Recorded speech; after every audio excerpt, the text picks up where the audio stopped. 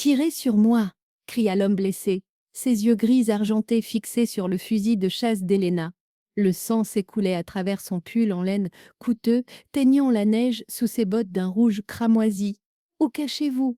Parce que les hommes qui me suivent vous tueront aussi. La main d'Helena Vasseur tremblait autour du métal froid de l'arme.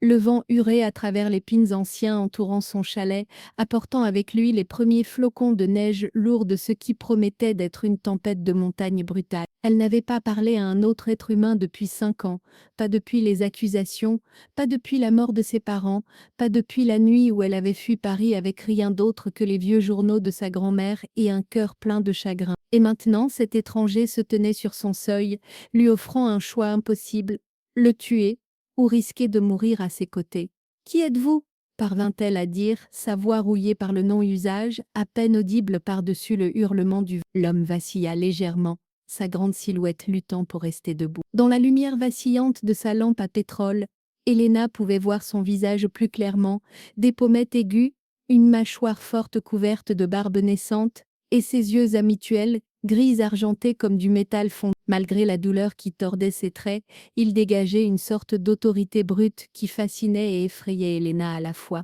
« Mon nom est Valère Dumont », répondit-il, sa voix profonde et cultivée, avec un accent qu'elle ne pouvait pas tout à fait identifier. « Et vous êtes Helena Vasseur, la guérisseuse qui a disparu de la civilisation il y a 5 ans. » Le cœur d'Helena s'accéléra. « Comment connaissez-vous mon nom?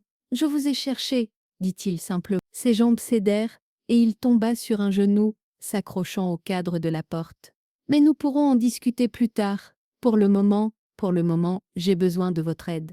Ou vous me laissez mourir ici dans la neige. Les deux sont acceptables. » Helena luttait avec elle-même. Chaque instinct que les 5 dernières années d'isolement avaient aiguisé lui criait de fermer la porte et de la verrouiller. Cet homme était danger, elle le voyait dans les traces de sang qu'il laissait dans la neige, dans la façon dont ses yeux scrutaient l'obscurité derrière lui, dans la puissance cachée qui bouillonnait sous la surface même dans son état blessé. Mais il y avait autre chose, sa formation médicale, les années de travail avec sa mère à soigner les villageois avant que tout ne s'effondre. Cela ne la laissait pas simplement regarder un homme mourir, peu importe qui il était ou ce qu'il avait fait. « Bon sang » murmura-t-elle en baissant le fusil. « Entrez, vite !» Valère Dumont hocha brièvement la tête et se traîna au-delà du seuil. Au moment où il entra, les ombres dans le chalet semblèrent devenir plus denses, comme s'il apportait l'obscurité avec lui. Helena écarta cette pensée et ferma fermement la porte derrière lui, glissant la lourde barre de bois en place. « Asseyez-vous » ordonna-t-elle, désignant la chaise solide près de la cheminée. Le feu crépitait chaleureusement, projetant des ombres dansantes sur les murs de pierre de sa modeste demeure.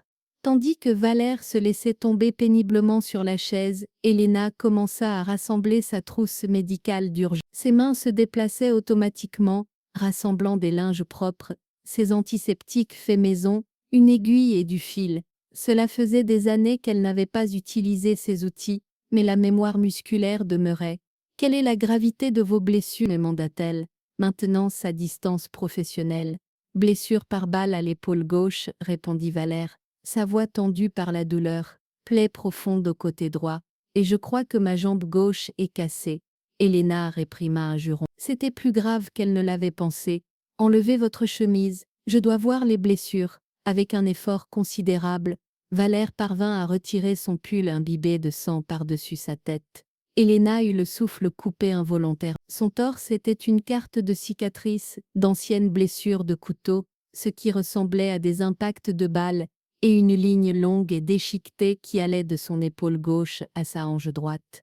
Quelle que soit la vie qu'avait menée cet homme, elle avait été violente. Les blessures fraîches étaient tout aussi alarmantes. La blessure par balle à son épaule avait traversé proprement ce qui était bien, pas de balle à retirer. Mais la plaie à son côté était profonde et nécessiterait des dizaines de points de suture. « Ça va faire mal », l'avertit-elle en versant son antiseptique, fait maison sur un chiffon. Un fantôme de sourire joua sur les lèvres de Valère. « J'ai enduré pire. » Alors qu'elle commençait à nettoyer les blessures, il siffla mais ne fit aucun bruit. Ses muscles de la mâchoire se tendirent, et ses mains agrippèrent les accoudoirs de la chaise, mais il resta parfaitement immobile. Helena se trouva impressionnée par son contrôle. « Vous avez dit que vous m'aviez cherché, dit-elle finalement, pendant qu'elle enfilait l'aiguille. Pourquoi? Valère l'observa à travers des paupières mi-closes, ses yeux argentés impénétrables. Parce que j'avais besoin de quelqu'un qui ne pose pas de questions et qui puisse être discret. Votre réputation de guérisseuse a survécu aux dernières années, mademoiselle Vasseur, même si vous avez disparu du monde. Ça n'explique pas pourquoi vous me vouliez moi précisément. Il y a des médecins, des hôpitaux, pas pour des hommes comme moi, interrompit-il. Sa voix se baissa. Je me déplace dans les ombres, mademoiselle Vasseur, dans un monde que les autorités ne veulent pas reconnaître. Les hôpitaux poseraient des questions auxquelles je ne peux pas répondre, ou ne veux pas. Helena fit une pause, l'aiguille suspendue dans l'air. Vous êtes un criminel, je suis un homme d'affaires, corrigea Valère, bien qu'un qui opère dans des zones grises. Et les hommes qui vous poursuivent, des rivaux, la famille Moreau convoite mon territoire depuis des années. Ses yeux s'assombrirent. Ils ont trouvé une opportunité quand j'ai voyagé seule. Helena commença à coudre, ses points précis et efficaces. Vous m'avez mise en danger en venant ici. Oui, admit-il sans excuse. Mais l'alternative était de mourir dans la neige, et j'avais espéré que vous viviez assez isolé pour qu'il ne me trouve pas ici. L'espoir n'est pas un très bon plan. Valère rit, un son comme le tonnerre lointain. Non, ce n'en est pas un, mais les hommes désespérés s'accrochent à des solutions désespérées. Elles travaillèrent en silence pendant un moment, interrompus seulement par le crépitement du feu et le hurlement occasionnel du vent. Helena cousit méthodiquement la blessure à son côté, puis passa à la blessure par balle à son épaule. Valère l'observait pendant qu'elle travaillait, son regard ne quittant jamais son visage. « Vous êtes différente de ce que j'attendais, dit-il finalement. Et qu'attendiez-vous? Une femme brisée, peut-être, une ermite, détruite par ce qui lui avait été fait. » Il fit une pause. Au lieu de cela, je trouve quelqu'un qui est devenu plus fort dans la solitude. Les mains d'Helena s'arrêtèrent un instant. Vous ne savez rien de moi, j'en sais plus que vous ne le pensez. La voix de Valère était douce, presque compatissante. Je sais que votre famille a été accusée de ne pas avoir pu arrêter une fièvre qui balayait votre village. Je sais que votre mère était une guérisseuse traditionnelle et que votre père est un médecin qui essayait de combiner l'ancien savoir avec la nouvelle médecine. Je sais que lorsque les enfants sont morts, les villageoises avaient besoin d'un bouc émissaire. Les yeux d'Helena brûlaient. Si vous en savez tant, alors, vous savez aussi que je ne veux pas en parler. Bien sûr, Valère inclina légèrement la tête. Pardonnez-moi. La douleur est une chose privée. Elle finit de coudre son épaule et tourna son attention vers sa jambe. Comme il l'avait soupçonné, elle était cassée, une fracture nette, du tibia. Elle devrait être attellée et immobilisée. Cela va devoir guérir pendant un moment, dit-elle en se redressant. Vous ne pouvez pas voyager, pas pendant des semaines. L'expression de Valère s'assombrit. C'est inacceptable, c'est la réalité, rétorqua Helena sèche. Vous ne pouvez même pas vous tenir debout, encore moins marcher à travers ces montagnes, surtout pas en hiver. Les Moreaux ne viendront pas à travers cette tempête, interrompit-elle, désignant la fenêtre où la neige tombait maintenant en épais tourbillons. Regardez ça, nous serons ensevelis pendant des jours, peut-être, une semaine. Quoi que vous ayez fait, quoi que vous fuyiez, cela devra attendre. Valère fixait la tempête qui s'aggravait, sa mâchoire crispée de frustration, mais il ne pouvait nier la logique de ses mots. Finalement, il hoqua brièvement la tête. Alors il semble que je sois à votre merci, mademoiselle Vasseur. Oui, vous l'êtes. Helena commença à rassembler du matériel pour une attelle, et vous pouvez m'appeler Helena. Si nous sommes coincés ensemble pour la prochaine semaine, autant abandonner les formalités. Helena alors, dit Valère, testant son nom sur sa langue, et je suis Valère. Simplement Valère. Alors qu'elle attellait et bandait sa jambe, la tempête s'était transformée en un véritable blizzard. Le vent hurlait comme une créature vivante, secouant les volets et faisant gémir les poutres du chalet, mais à l'intérieur, il faisait chaud et lumineux, le feu défiant l'obscurité dehors. Quand Helena eut terminé son travail médical, Valère était complètement épuisé. La perte de sang, combinée à l'effort de monter la montagne, avait épuisé même sa force évidemment considérable. Vous avez besoin de repos, dit-elle, désignant son propre lit dans le coin du chalet d'une pièce. Et avant que vous ne protestiez, je dormirai dans le fauteuil ce soir. N'argumentez pas, trop fatigué pour résister, Valère se laissa tomber sur le matelas étroit. Elena l'aida à retirer ses bottes mouillées et le couvrit de sa couverture de laine, la plus épaisse. Elena, murmura-t-il alors que le sommeil l'emportait, merci de m'avoir sauvé. Elle le regarda, cet étranger dangereux qui avait fait irruption dans sa vie soigneusement construite de solitude. Ne me remerciez pas, pas encore, nous ne sommes pas encore en sécurité. Mais Valère était déjà endormi, sa respiration devenue lente et régulière. Elena tira la chaise plus près du feu et s'y installa, gardant le fusil à portée de main. À travers la fenêtre, elle ne pouvait voir que de la neige tourbillonnante et l'obscurité. Quelque part là-bas, les ennemis de Valère pourraient le chercher, et en l'aidant, elle s'était mise elle-même dans la ligne de mire, mais en regardant sa silhouette endormie, Elena ne pouvait pas regretter ce qu'elle avait fait. Pendant 5 ans, elle s'était dit qu'elle voulait être seule, qu'elle n'avait plus besoin de l'humanité, mais la vérité était plus compliquée. Elle n'avait pas besoin de la cruauté, de la trahison, des accusations, mais de la connexion, du but, de guérir quelqu'un, d'aider quelqu'un. Peut-être avait-elle manqué cela plus qu'elle ne s'était permis de l'admettre. Alors que la nuit s'approfondissait et que la tempête faisait rage, Elena montait la garde. L'étranger nommé Valère Dumont avait perturbé sa vie solitaire. Que ce soit pour le meilleur ou pour le pire, cela restait à voir. Mais une chose était certaine, rien ne serait plus jamais pareil. Le matin ne vint jamais vraiment dans les Pyrénées, du moins pas en décembre. Au lieu de cela, l'obscurité se dissipait simplement en une faible lumière grise qui filtrait à travers les fenêtres couvertes de neige. Elena se réveilla raide dans la chaise, son cou douloureux de la position inconfortable. Le feu s'était réduit à des braises rougeoyantes, et la température dans le chalet avait sensiblement chuté. Elle se leva et ajouta plus de bois au feu, soufflant doucement les flammes pour les ramener à la vie. Ce n'est qu'alors qu'elle se permit de regarder vers le lit, où Valère dormait encore profondément. Dans la faible lumière du matin, il semblait moins menaçant, son visage détendu, les lignes dures adoucies, mais Elena se souvenait des cicatrices sur son corps, de la façon dont il se déplaçait, même blessé. Cet homme était dangereux, peu importe combien paisible il pouvait paraître maintenant. Elle se déplaça silencieusement, préparant un simple repas de flocons d'avoine et de thé aux herbes. Alors que l'eau bouillait, elle entendit du mouvement venant du lit. Valère était réveillé, essayant de s'asseoir et grimaçant de douleur. « Restez allongé », ordonna Elena en venant vers lui. « Vous avez subi une perte de sang considérable hier soir.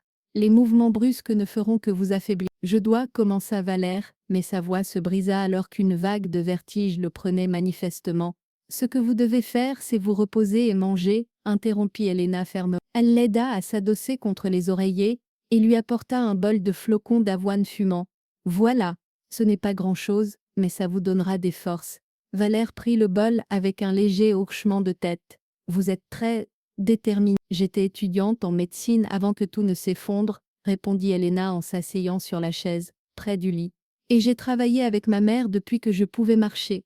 Je sais ce dont les patients ont besoin, même quand ils ne le savent pas eux-mêmes. » « Une doctoresse ?» murmura Valère en mangeant les flocons d'avoine. « Cela explique vos compétences. Les points de suture hier soir étaient professionnels. Je n'ai jamais obtenu mon diplôme, » dit Elena, une touche d'amertume dans sa voix. « Quand les accusations ont commencé, j'ai été suspendue de l'université.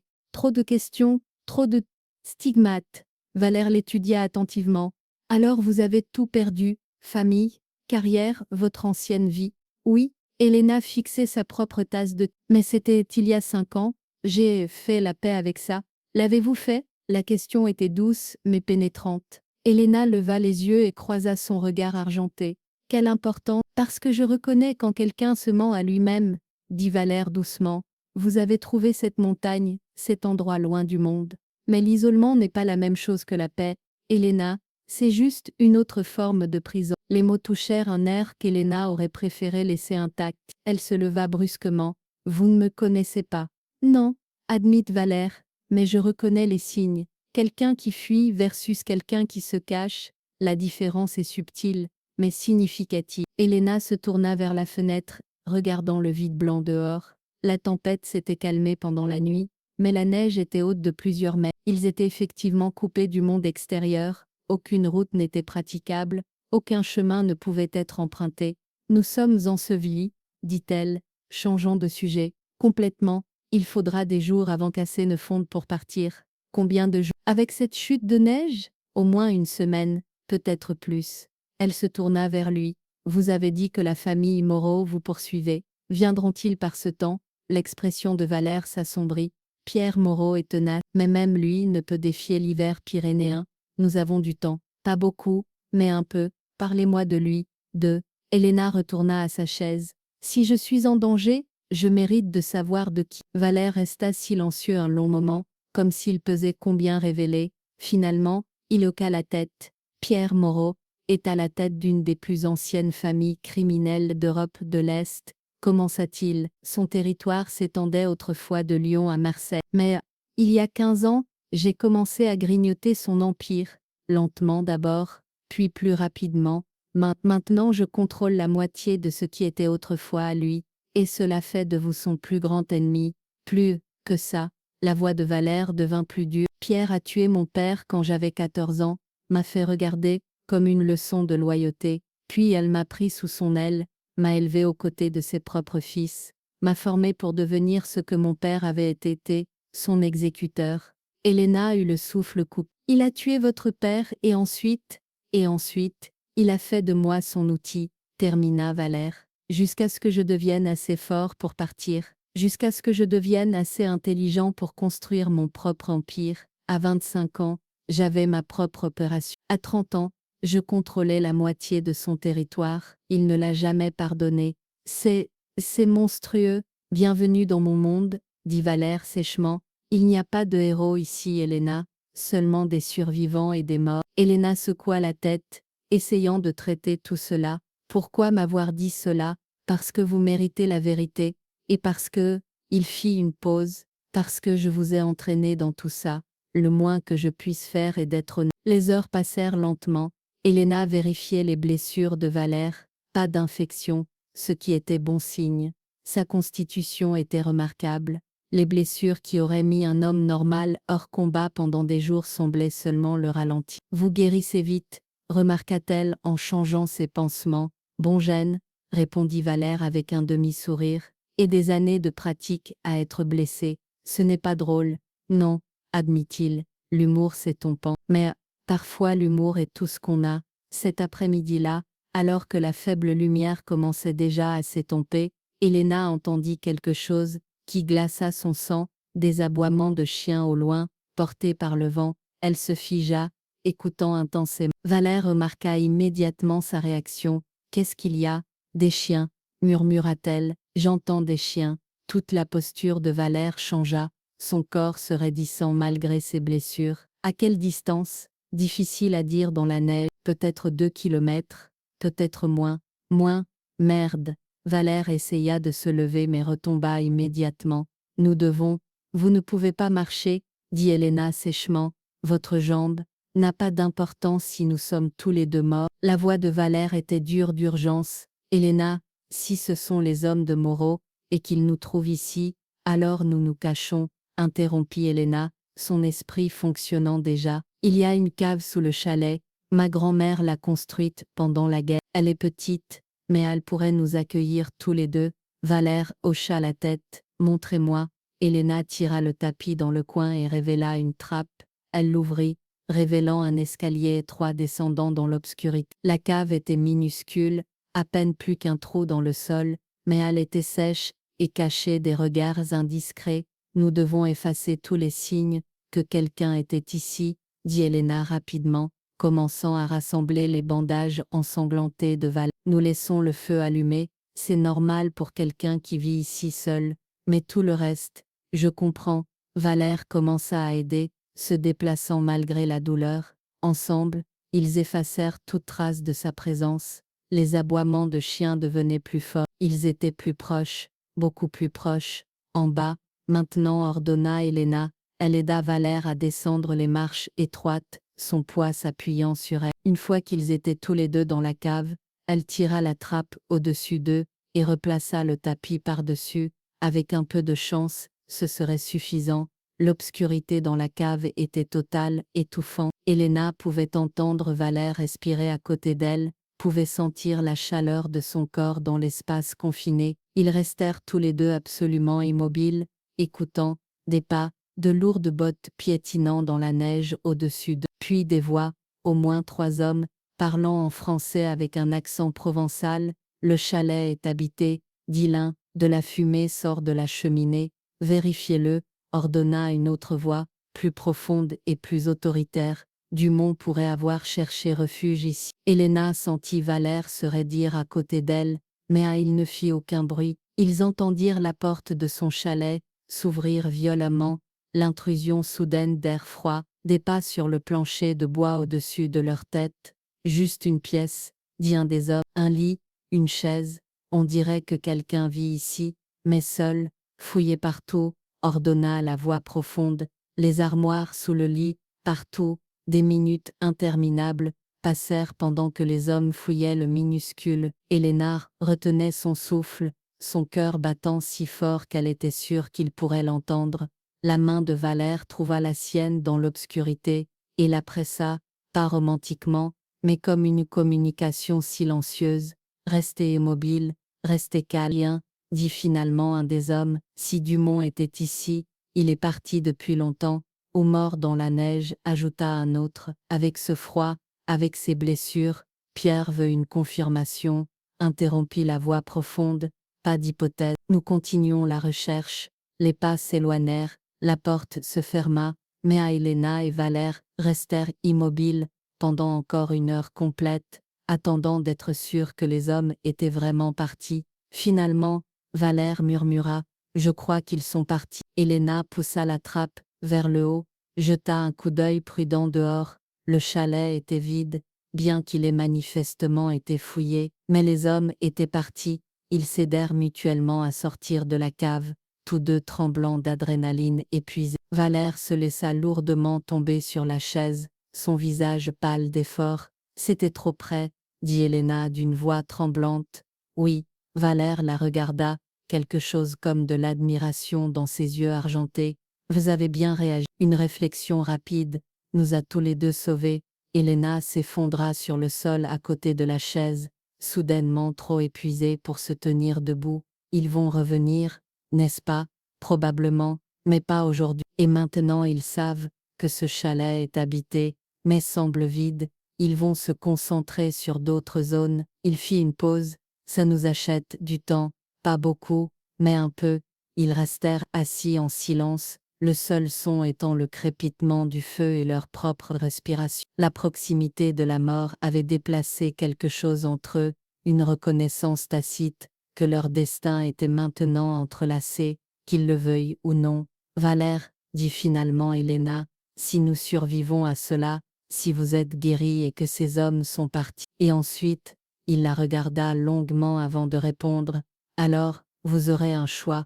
Je peux vous arranger un nouveau départ, une nouvelle identité, loin d'ici, ou, il hésita, ou vous pourriez rester avec moi, dans mon monde, sous ma protection. Pourquoi voudrais-je cela? Parce que, dit Valère doucement, je crois que vous en avez assez d'être seul, tout comme moi.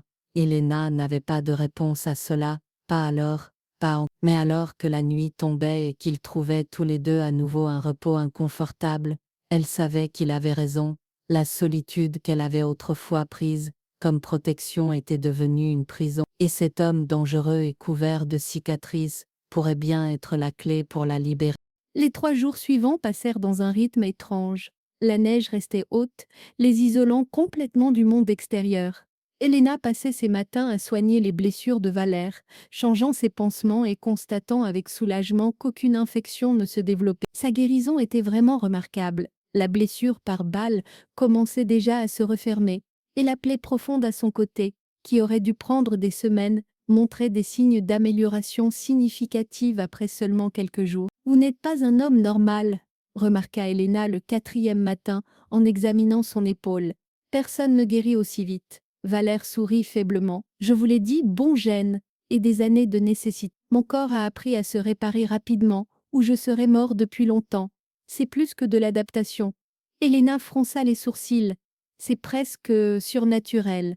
Surnaturel, répéta Valère, son ton pensif. Un mot intéressant. Qu'est-ce qui est naturel, Helena? Est-il naturel qu'un homme comme moi, né dans la violence, survive? Est-il naturel que vous, qui vouliez seulement guérir, ayez été marquée comme sorcière? Ce n'est pas la même chose, n'est-ce pas? Les yeux de Valère étaient pénétrants. Nous sommes tous les deux des anomalies dans nos mondes. Vous, parce que vous possédez un savoir que d'autres craignent. Moi parce que j'ai survécu dans un monde qui voulait me détruire. Helena recula, rangeant ses fournitures médicales. Vous philosophez pour changer de sujet. Coupable, admit Valère avec un vrai sourire. Mais vous devez admettre que c'est une conversation fascinante. Pendant ces jours, Helena en apprit davantage sur l'homme qui avait trébuché dans sa vie. Valère parlait rarement directement de son travail, les détails de son organisation, comme il l'appelait, mais des fragments émergeaient dans leur conversation. Une mention d'un port à Marseille ici, une référence à des propriétés immobilières à Lyon. Lentement, l'image se dessinait d'un homme qui contrôlait un vaste empire, bien qu'illégal. « Combien de personnes travaillent pour vous ?» demanda-t-elle un soir, alors qu'ils étaient tous les deux assis près du feu. Directement, environ 200. Indirectement des 1000. Valère fixait les flammes. Des dockers, du personnel de sécurité, des comptables, des avocats, même quelques politiciens. Un réseau qui s'étend sur 4 pays. C'est tout un empire. Oui, et comme tous les empires, c'est à la fois ma plus grande réussite et ma plus grande faiblesse. Il la regarda. Le pouvoir ne vous rend pas invulnérable, Helena, il fait juste de vous une cible plus grande. Est-ce que ça en vaut la peine? Tout ce pouvoir, si cela fait de vous une cible constante. Valère resta silencieux longtemps. Quand j'avais 14 ans et que je regardais mon père mourir, je me suis juré de ne plus jamais être impuissant, plus jamais quelqu'un ne déciderait de ma vie. Alors j'ai construit tout ceci, couche par couche, année par année. Est-ce que ça en vaut la peine? Il rit amèrement. C'est la mauvaise question. La bonne question est, pourrais-je arrêter maintenant, même si je le voulais? Et la réponse est non. Trop de gens dépendent de moi. Trop d'ennemis attendent que je montre de la faiblesse. Cela ressemble à une prison. Encore ce mot. Le regard de Valère était pénétrant. Nous sommes tous les deux prisonniers, n'est-ce pas? Vous dans votre solitude, moi dans mon pouvoir. Deux cages différentes, mais des cages quand même. Helena n'avait pas de réponse à cela, parce qu'elle savait qu'il avait raison.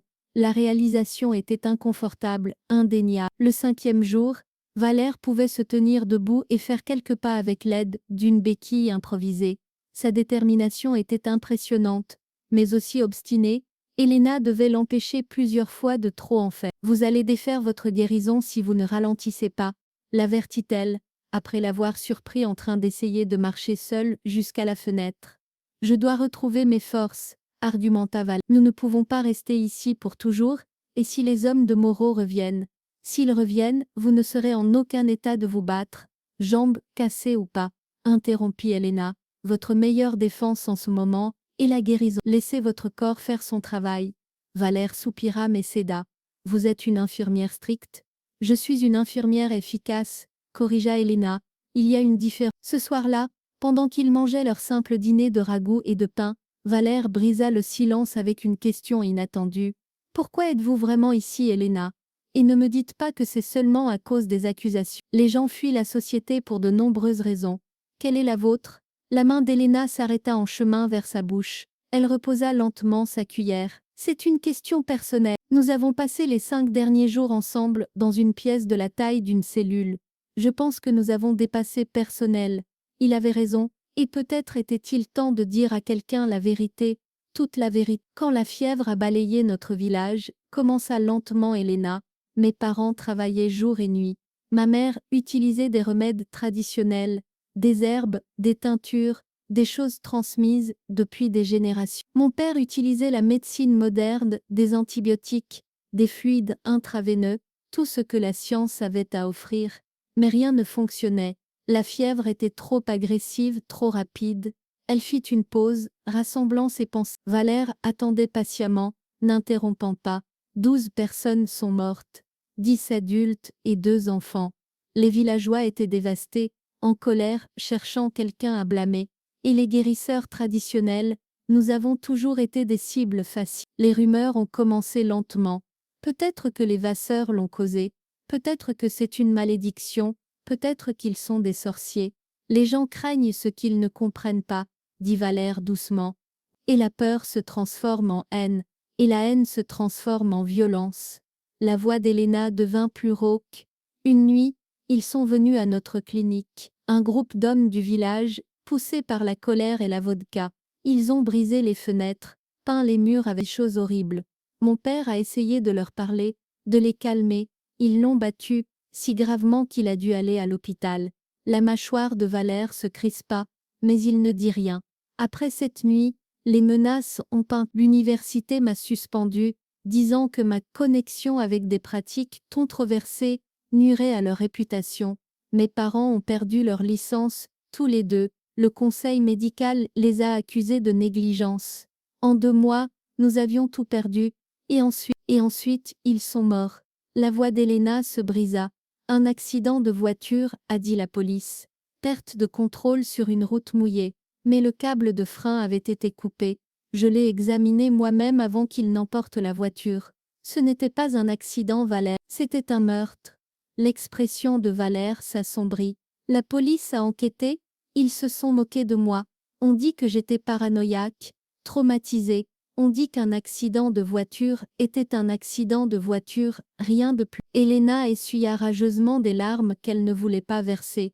Alors je suis venue ici, au vieux chalet de ma grand-mère, le seul endroit dont je me souvenais, où je me sentais en sécurité, et j'ai juré de ne plus jamais retourner dans ce monde. Le silence remplit le chalet, interrompu seulement par le crépitement du feu. Puis Valère bougea, ignorant la douleur dans sa jambe, et vint s'asseoir à côté d'elle.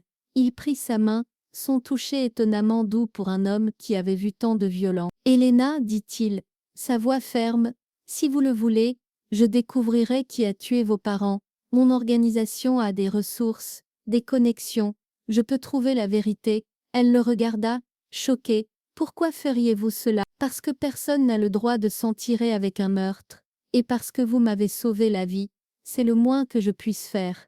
Je ne sais pas quoi dire. Dites oui, ou dites non, mais pensez-y. » Valère pressa sa main. La justice peut être retardée, mais elle n'a pas besoin d'être refusée pour toujours.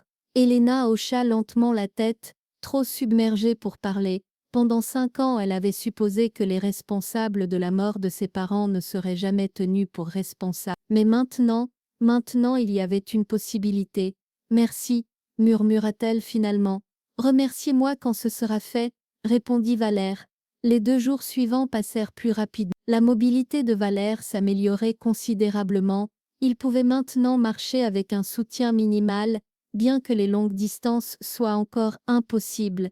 Helena remarqua aussi que le temps commençait enfin à changer. La neige avait cessé de tomber, et la lumière du soleil, une vraie lumière chaude du soleil, commençait à percer à travers les nuages. « La neige va bientôt fondre, » remarqua-t-elle le 7e matin. « Dans quelques jours les routes pourraient être praticables. » Valère hocha la tête, debout près de la fenêtre, et contemplant le paysage changeant. « Alors nous devons bientôt prendre des décisions. » « Quelles décisions ?»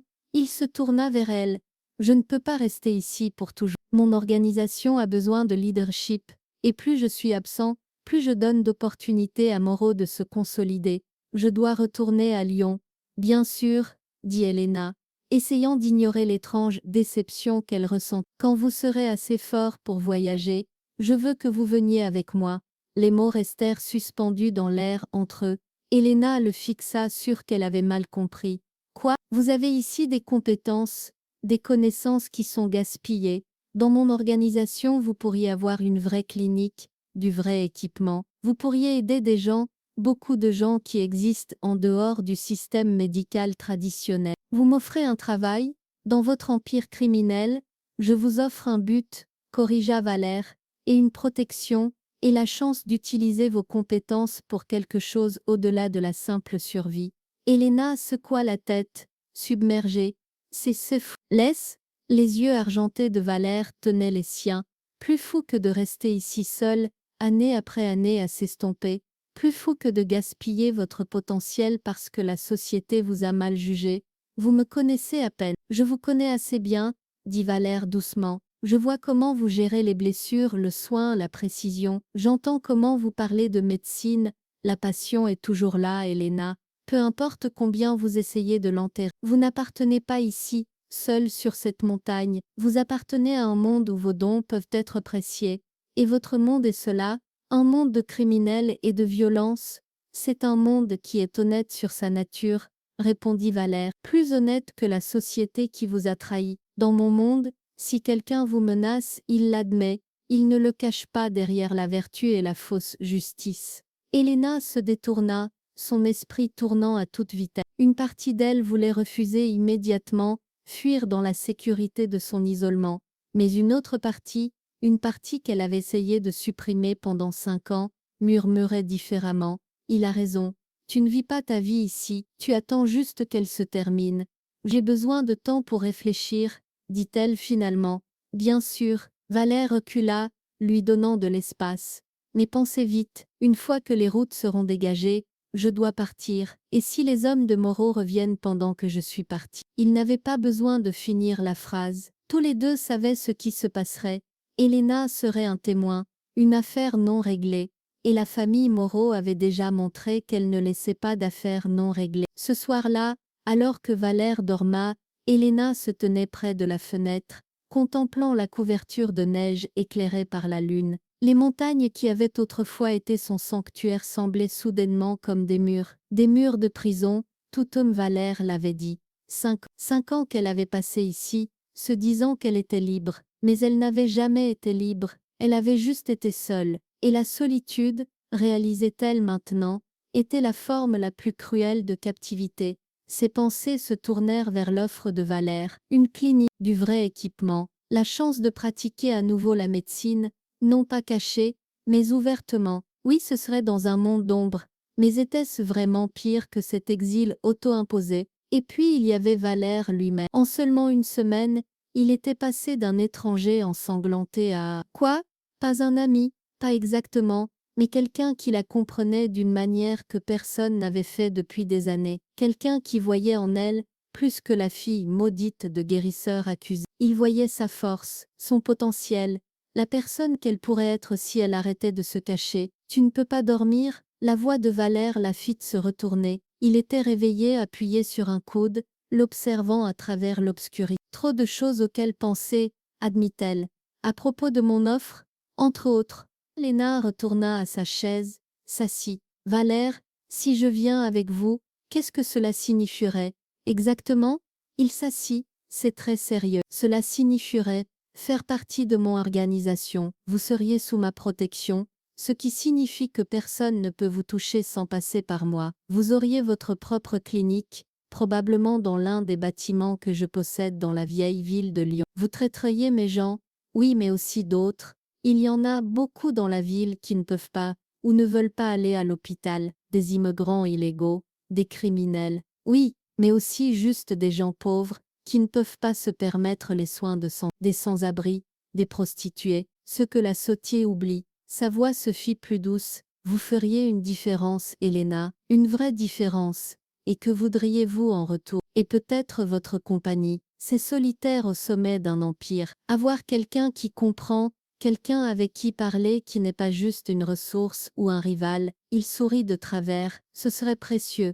Le cœur d'Elena battait plus vite. Cela semble être plus qu'une simple relation professionnelle. Peut-être, admit Valère, mais je vous laisserai décider. Je ne vous offre pas de conditions, Elena. Je vous offre un choix. Ce qui en découle, nous pouvons tous les deux décider au fur et à mesure. L'honnêteté dans sa voix, l'ouverture, cela surprit Elena. Cet homme qui commandait des empires et détruisait des ennemis exposait sa propre vulnérabilité. Je n'ai pas l'habitude d'être importante pour quelqu'un, dit-elle doucement. Moi non plus. Les yeux argentés de Valère tenaient les siens. Peut-être que nous pouvons tous les deux apprendre. Elena prit une profonde inspiration, puis prit une décision qui changerait sa vie pour toujours. D'accord, dit-elle. Je viens avec vous, mais à une condition. Dites-la. Vous m'aidez à découvrir qui a tué mes parents, et quand nous les trouvons, laissez-moi être celle qui décide de ce qui leur arrive. L'expression de Valère devint dure, respectueuse. D'accord, vous avez ma parole. Il tendit sa main. Elena la prit, sentant-le seulement entre eux. Un pacte, forgé dans le sang et la solitude, le danger et une connexion inattendue. Dehors, la neige recommença à tomber, légèrement maintenant, presque doucement. Mais dans le chalet chaud, deux âmes perdues avaient trouvé un chemin de retour, vers le monde, pas vers le monde, qui les avait blessées, mais vers un qu'elles créeraient elles-mêmes. Le 9e jour, la neige avait assez fondu pour que le voyage soit possible, bien que difficile. Valère pouvait maintenant marcher sans béquille, bien qu'il boitât encore légèrement. Sa guérison remarquable avait continué à étonner Helena, ce qui aurait dû prendre des semaines s'était produit en un peu plus d'une semaine. « Mes gens viendront ce soir », annonça Valère après avoir passé un bref appel téléphonique, crypté sur un téléphone satellite, qu'il avait sorti de son sac d'urgence caché. « Un hélicoptère peut atterrir sur la crête, à environ 2 kilomètres d'ici. Pouvez-vous marcher aussi loin ?» Helena hocha la tête, emballant déjà les quelques possessions qui lui importaient, les journaux de sa grand-mère, quelques photos personnelles, ses instruments médicaux. Tout le reste serait laissé derrière. 5 ans de sa vie, résumés dans un seul sac à dos. « Regrettez-vous déjà ?» demanda Valère en la regardant faire ses bagages. « Demandez-moi encore dans un mois, » répondit Helena, mais elle sourit légèrement. La vérité était qu'elle se sentait vivante pour la première fois depuis des années. Effrayée, oui, mais vivante. Alors que le crépuscule tombait, ils quittèrent le chalet. Helena jeta un dernier regard au petit bâtiment qui avait été son sanctuaire, sa prison, son refuge. Une partie d'elle pleurait ce qu'elle laissait derrière, mais une plus grande partie regardait vers l'avant, vers l'inconnu qui l'attendait. La randonnée était difficile, surtout pour Valère avec sa jambe en guérison. Mais il avançait avec détermination, et Helena restait près de lui, prête à le soutenir si nécessaire. Quand ils atteignirent le point d'atterrissage convenu, une petite clairière sur une crête, la nuit était complètement tombée. « Combien de temps devons-nous attendre ?» demanda Helena, se frottant les mains l'une contre l'autre contre le froid. « Pas longtemps, écoutez !»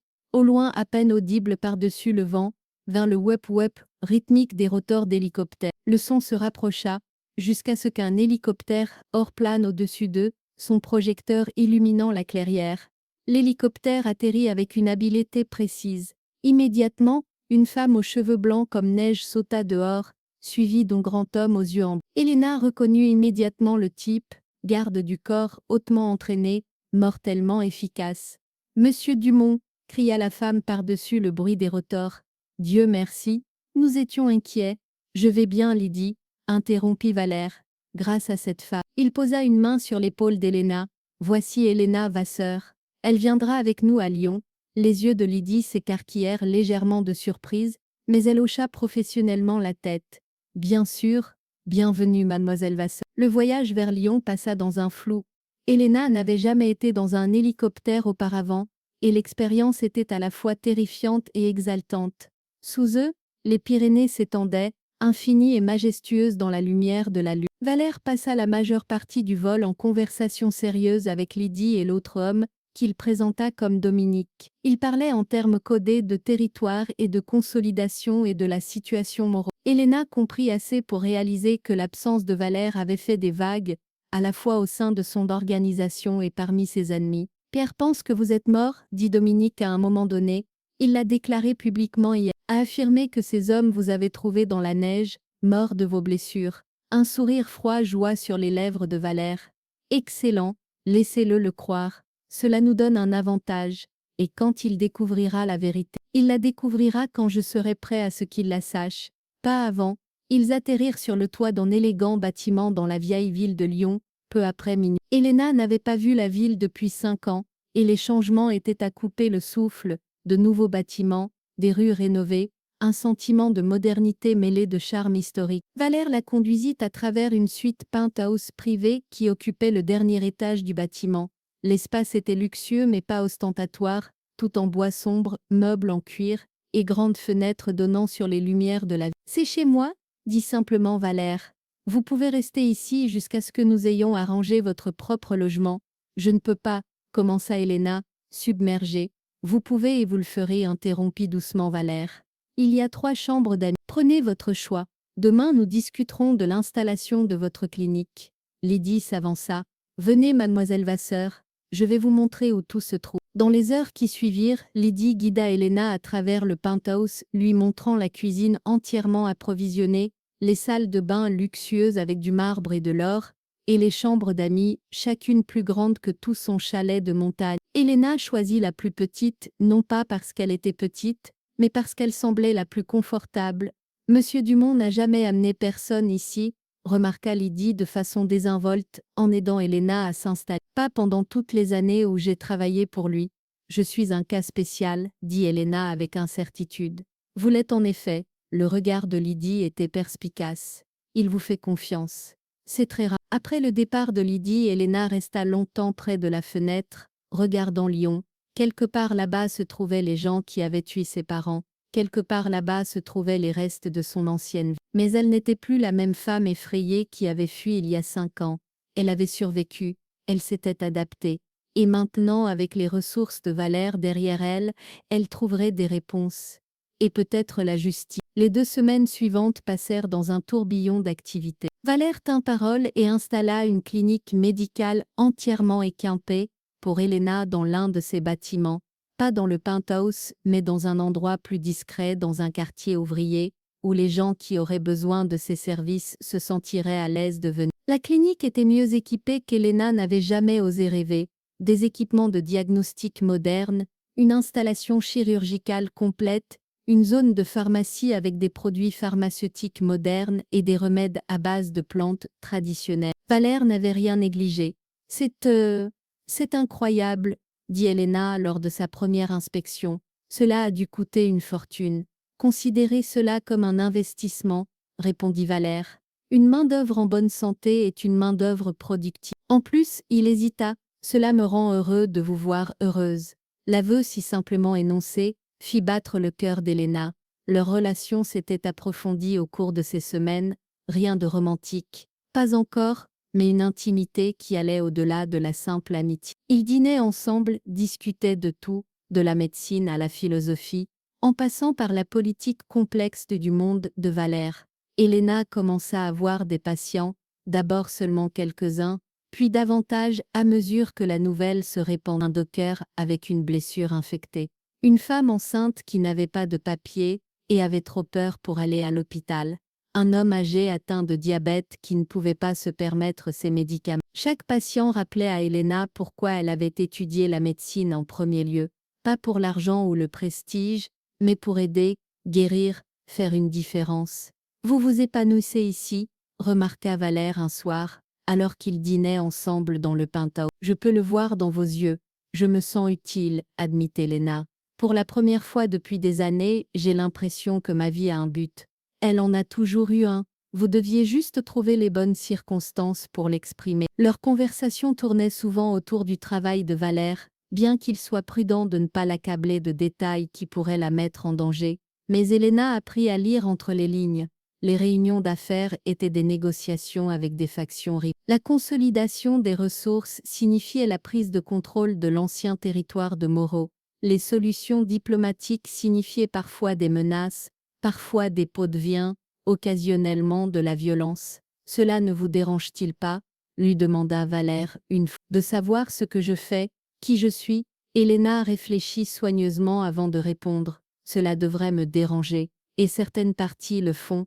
Je déteste la violence, je déteste la nécessité de celle-ci. Mais j'ai aussi appris que le monde n'est pas aussi simple que je le pensais quand j'étais plus jeune.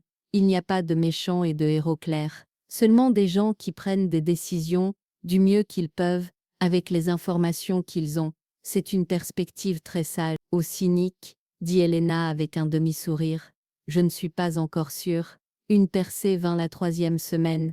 Valère appela Elena dans son bureau privé, une pièce dans laquelle elle était rarement invitée. Son expression était grave. J'ai découvert ce qui est arrivé à vos parents, dit-il sans préambule. Ou plutôt, mes gens l'ont découvert. Le cœur d'Elena s'accéléra, et, Valère lui tendit un dossier. Elena l'ouvrit avec des mains tremblantes, et commença à lire. À chaque page, elle sentait la colère bouillonner en elle. La fièvre qui avait balayé son village n'avait pas été naturelle.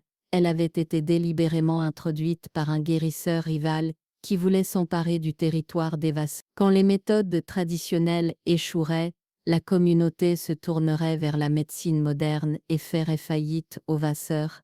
Mais le plan était allé trop loin, des gens étaient morts. Et quand la panique avait commencé, Le même guérisseur, un homme nommé Constantin Renard, avait rejeté la faute sur l'évasseur.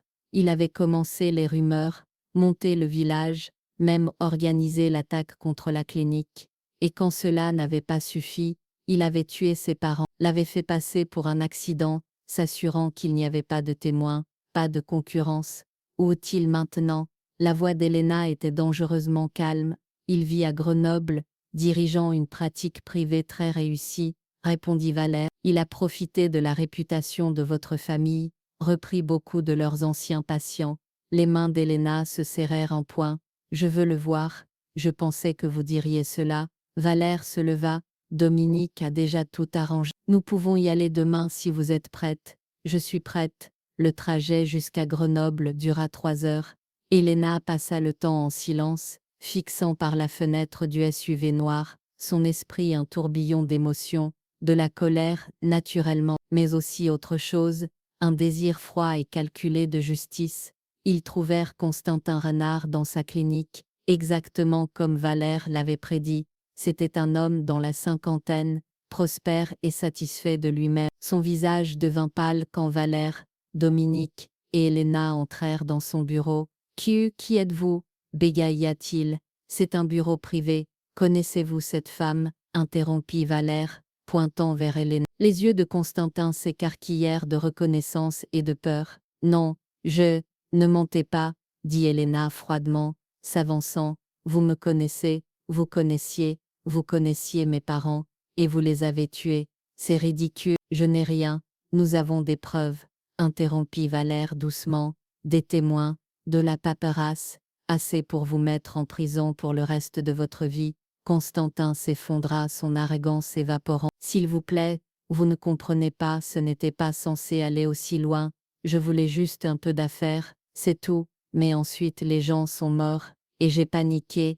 Alors vous avez accusé mes parents, termina Helena pour lui. Vous avez fait qu'un village entier les haïsse, et quand ce n'était pas assez, vous les avez tués. Vous m'avez laissé sans famille, sans maison. Je suis désolé, je suis tellement désolé. Constantin tomba à genoux. Je ferai n'importe quoi s'il vous plaît. Helena le regarda, cet homme pathétique, qui lui avait tant pris. Une partie d'elle voulait le voir souffrir, comme elle avait souffert. Mais une plus grande partie, la partie que ses parents avaient élevée en elle, savait qu'il y avait un meilleur moyen. Vous allez confesser, dit-elle fermement, tout, à la police, devant le village. Vous allez réhabiliter mes parents et payer chaque famille qui a souffert à cause de vos actions, et ensuite vous irez en prison. Mais, ce sont vos options, interrompit Valère, sa voix comme de la glace. Confessez, et vivez. Refusez. Eh bien Madame Vasseur est plus clémente que je ne le serais. Constantin regarda entre eux, réalisant qu'il n'avait pas le choix. Je confesserai.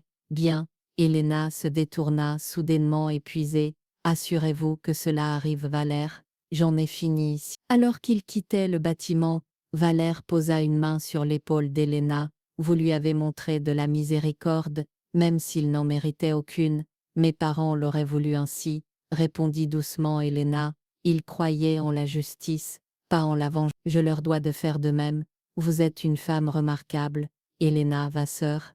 Helena le regarda, et vit une véritable admiration dans ses yeux argentés. Et vous, Valère Dumont, êtes un homme remarquable, même quand vous pensez que vous ne l'êtes. Quelque chose changea entre eux. À ce moment, une ligne invisible fut franchie. Alors qu'ils se regardaient dans les yeux, tous deux savaient que leur relation avait changé pour toujours. Le printemps arriva à Lyon avec une explosion de couleurs et de chaleur. La clinique d'Helena prospérait. Elle voyait maintenant 50 patients ou plus par semaine, assistée par 2 infirmières que Valère avait engagées pour elle.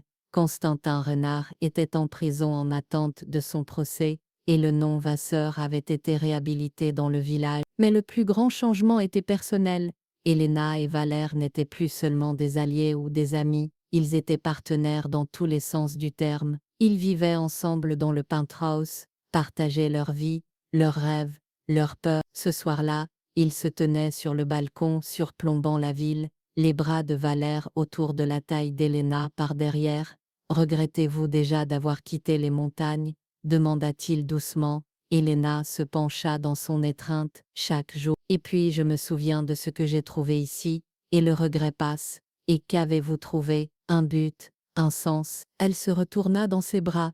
Vous, Valère sourit, ce geste rare et authentique qui transformait son visage. Je suis celui qui a de la chance. Vous m'avez donné quelque chose dont je ne savais pas qu'il me manquait. Et qu'est-ce que c'est? Un foyer, pas juste un endroit, mais une personne, quelqu'un avec qui je peux être mon vrai moi, pas le loup de lion, mais juste Valère. Helena tendit la main et toucha doucement son visage, et je n'ai plus besoin de fuir le monde, grâce à vous. Ils s'embrassèrent, doucement d'abord, puis plus profondément, quand ils se séparèrent, les lumières de la ville tombaient sous eux comme 1000 étoiles déchues. Et maintenant, demanda Helena.